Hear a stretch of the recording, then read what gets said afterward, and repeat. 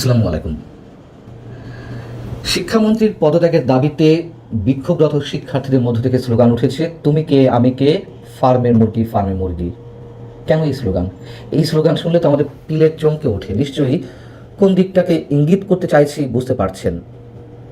কিন্তু কেন এই ধরনের স্লোগান? শিক্ষার্থীরা যখন বর্তমান শিক্ষামন্ত্রীর বিভিন্ন কর্মকাণ্ডে অস্থির হয়ে উঠল, তারা নানানভাবে ট্রোল করা শুরু করলো শিক্ষামন্ত্রীকে, তখন শিক্ষামন্ত্রী বিরক্ত হয়ে সম্ভবত কোনো এক অনুষ্ঠানে বা সাংবাদিক প্রশ্ন উত্তরে তিনি বলছিলেন যে এই শিক্ষার্থীরা তো ফার্মের মুরগি। প্রশ্ন হচ্ছে, ফার্মের মুরগি বানালো কে বা কারা? ডক্টর ইউনূস যে পুরো একটা প্রজন্মকে শেষ করে দিয়ে গেছে সে কথা তো নতুন করে বলতে হবে না। ডক্টর ইউনূস তার সাম্রাজ্য সুরক্ষায় রাখতে শিক্ষার্থীদেরকে পড়ার টেবিল থেকে বিমুখ করে তুলেছিলেন। তিনি তাদেরকে সামাজিক ব্যবসা শিখিয়েছেন, তিনি তাদেরকে মব শিখিয়েছেন। যখন তখন যেমন ইচ্ছা যত্রতত্র নানান দাবি নিয়ে মাঠ গরম করা শিখিয়েছিলেন। এ কথা তো সত্য যে এদেশে একটা সময় পরীক্ষায় নকল মহামারী আকার ধারণ করেছিল। সেই জায়গা থেকে বাংলাদেশকে মুক্ত করেছিলেন আজকের এই শিক্ষামন্ত্রী এহসানুল হক মিলন সাহেবই, যখন তিনি 2001 থেকে 2006 পর্যন্ত শিক্ষা প্রতিমন্ত্রীর দায়িত্ব ছিলেন। নকলের বিরুদ্ধে তিনি এক প্রকার জিহাদ ঘোষণা করলেন। তিনি হেলিকপ্টারে করে এক জেলা থেকে আরেক জেলায় ছুটে যেতেন বিভিন্ন পাবলিক পরীক্ষার সময়গুলোতে, নিজে নকল ধরতেন। একটা পর্যায়ে নকলমুক্ত বাংলাদেশ গড়ে উঠল, তিনি দারুণভাবে সফলতা পেলেন। কিন্তু সেই দারুণভাবে সফল মন্ত্রীটি বা সফল মানুষটি কেন বিএনপির এই সরকারের সময় এসে নানান ধরনের জন্ম দিচ্ছেন? নানান কারণ রয়েছে। মন্ত্রিত্ব ধরে রাখতে হলে যে নানান ধরনের অযাচিত কাজের মধ্যে ঢুকে পড়তে হয় তার প্রমাণও তিনি তুলে ধরছেন। সাম্প্রতিক সময় দেশের 7টি জেলা পানির নিচে ডুবে আছে। কয়েকদিনের টানা প্রবল বর্ষণে দেশের বিভিন্ন স্থানে মানুষ ঘর থেকে বের হতে পারছে না।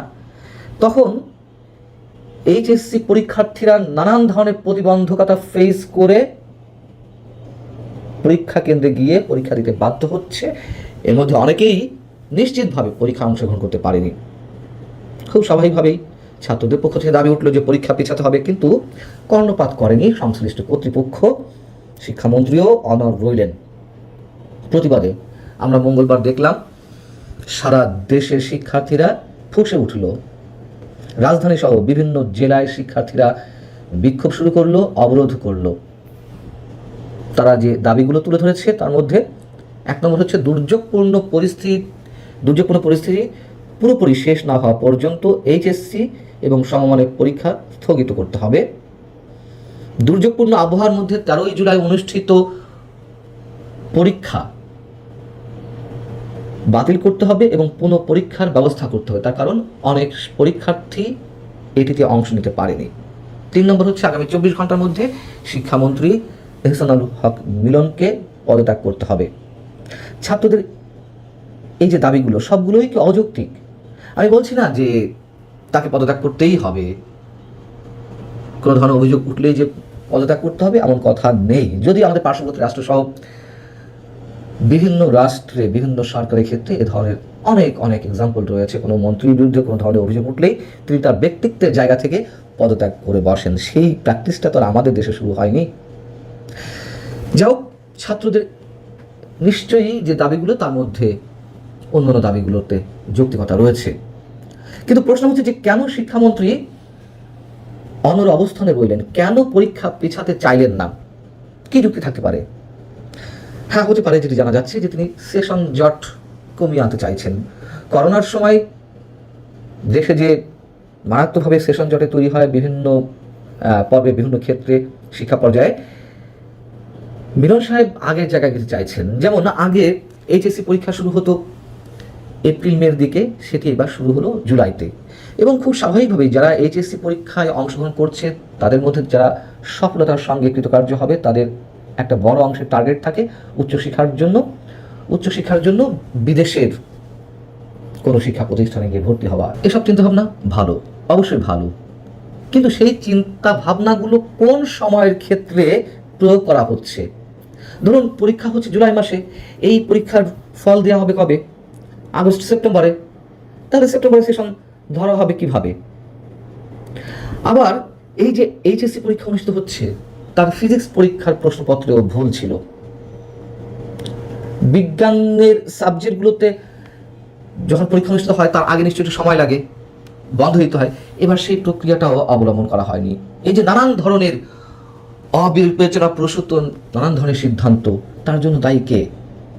আবার শিক্ষামন্ত্রী এহসানুল হক মিলন সাহেব সংসদে দাঁড়িয়ে মঙ্গলবার তিনি নিজের পক্ষে যে সাফাইগুলো দেওয়ার চেষ্টা করলেন তার একটু অংশ আপনাদের শোনায়। তিনি বলছেন, যদি পরীক্ষার কোনো কেন্দ্রে পানি উঠে থাকে তাৎক্ষণিকভাবে আমরা কেন্দ্র সরিয়ে নিই, লোকাল অ্যাডমিনিস্ট্রেশনকে সেই দায়িত্ব দেওয়া হয়েছে। পরীক্ষায় যদি পরীক্ষা কেন্দ্রে যদি সেই পরিমাণ পানি, বিপজ্জনক পরিমাণ পানি ওঠে, তাহলে সাথে সাথে পরীক্ষা কেন্দ্র বদল করা হবে। এটা কোনো ব্যাখ্যা হলো? এইভাবে পরীক্ষা দিতে পারে শিক্ষার্থীরা? তারা পরীক্ষা কেন্দ্রে এসে জানবে যে কেন্দ্র চেঞ্জ করা হয়েছে, আবার দৌড় দিয়ে সেখানে যাবে, এতে তাদের মাথা স্থির থাকে? আবার শুধু পরীক্ষা কেন্দ্রের বিষয়ই তো নয়, তাদেরকে তো ঘর থেকে বেরিয়ে কোমর পর্যন্ত পানি ডিঙিয়ে কেন্দ্রে যেতে হবে। নিশ্চয় অনেক শিক্ষার্থী যানবাহনের অভাবেও পরীক্ষা কেন্দ্র পর্যন্ত পৌঁছাতে পারেনি। নিশ্চিতভাবে অনেক পরীক্ষার্থী এই পরীক্ষাগুলোতে অংশ নিতে পারেনি। সেই ধরনের ব্যাখ্যাও, হাস্যকর ব্যাখ্যাও তুলে ধরা হয় সংসদে। তিনি শিক্ষার্থীদের উৎসাহিত করছেন, পড়ো পড়ো, বেশ ভালো কথা, পড়ো পড়ো বললেই তো আর পড়া হয় না। যেখানে শিক্ষা প্রতিষ্ঠানগুলোতে পর্যাপ্ত শিক্ষক নেই, আবার বিষয়ভিত্তিক শিক্ষক নেই, কি উদ্যোগ নেওয়া হয়েছে গত 5 মাসে এই সরকার আসার পরে? কিছু হলেই তো বলা হয়, কে বলে এই সরকারের বয়স 2 মাস, কে বলে এই সরকারের বয়স 3 মাস, আরে 5 মাস তো হয়েছে, কি উদ্যোগ নেওয়া হয়েছে? এই যে এইচএসসি পরীক্ষাটি চলছে, সেই এইচএসসি পরীক্ষায় আবার ফিজিক্স সাবজেক্টের প্রশ্নেও ভুল ছিল। আবার বিজ্ঞানের কোনো সাবজেক্ট আগে একটু বন্ধ দরকার হয়, সেই বিষয়টিও মেনটেন করা হয়নি। এত সব পরিকল্পনা নিয়ে কাজ করা হচ্ছে, মানে পরিকল্পনা পরি উড়ে গেছে, আছে শুধু কল্পনা। না, টাইট দিতে হবে। যেই এসএসসি পরীক্ষা, মাধ্যমিক পরীক্ষা হয়ে গেল, সেটির উচ্চতর গণিতের প্রশ্নে ভয়ঙ্কর ধরনের ভুল ছিল। 3 বা 4টি প্রশ্নে ভুল ছিল, যদিও পরবর্তীতে সংশ্লিষ্ট কর্তৃপক্ষ থেকে জানানো হয়েছে যে যে প্রশ্নগুলোতে ভুল ছিল সেগুলোর পূর্ণমান শিক্ষার্থীদের দেওয়া হবে। তাতে কি সব সমস্যার সমাধান হয়ে গেল? এই যে ভুল প্রশ্ন, সেই প্রশ্নের উত্তর মেলাতে গিয়ে নিশ্চয়ই পরীক্ষার্থীদেরকে নাজেহাল হতে হয়েছে, সময় নষ্ট করতে হয়েছে। সেই নষ্ট হওয়া সময়ের কারণে অন্যান্য প্রশ্নের উত্তর দিতে গিয়ে তাল মেলানো যায়নি, সেগুলো হজবরল হয়ে গেছে। তার দায়িত্ব কে নেবে? এবং যারা ভুল প্রশ্ন করলেন তাদের বিরুদ্ধে কি কোনো ধরনের ব্যবস্থা নেওয়া হয়েছে? এক্ষেত্রে বলা হয় যে এগুলো প্রক্রিয়া শুরু হয়েছে ডক্টর ইউনূস সরকারের সময় থেকে। আর ইউনূস সরকারের সময় থেকে নেওয়া হয়েছে, বেশ ভালো কথা। কিন্তু এই সরকার আসার পরে যে এসএসসি পরীক্ষা হলো, তার আগে তো নিশ্চয়ই ফাইনাল করা হয়েছে অনেক কিছু, সেক্ষেত্রে কেন এগুলো সুপারভাইজ করা হয়নি? এই শিক্ষামন্ত্রী ক্লাস 2-3 কোমলমতি শিক্ষার্থীদের সামনে গিয়ে তাদের মুখ থেকে বের করার চেষ্টা করেন যে তারা বড় হয়ে কাদের সাথে রাজনীতি করবে, এবং তিনি আবার উত্তর শিখিয়ে দেন, জাইমা রহমানের সঙ্গে রাজনীতি করব। বুঝুন অবস্থা, কতটা অযোগ্য হলে মানুষ এই পরিমাণ চাটুকারিতা করতে পারে। এখন তো মন্ত্রিত্ব বা সংসদ সদস্যগৃত্ব এগুলো টিকিয়ে রাখার জন্য, রাজনীতি টিকে থাকার জন্য দলীয় নেতার চাটুকারিতা ছাড়া উপায় নেই, এবং সেগুলো বিভিন্ন ক্ষেত্রে আমরা অ্যাপ্লাই করতে দেখছি। তাই শুরুতেই যে কথা বলছিলাম, তুমি কে আমি কে, ফার্মের মুরগি, এই স্লোগানগুলো আমরা খুব ভালোভাবে নিতে পারি না।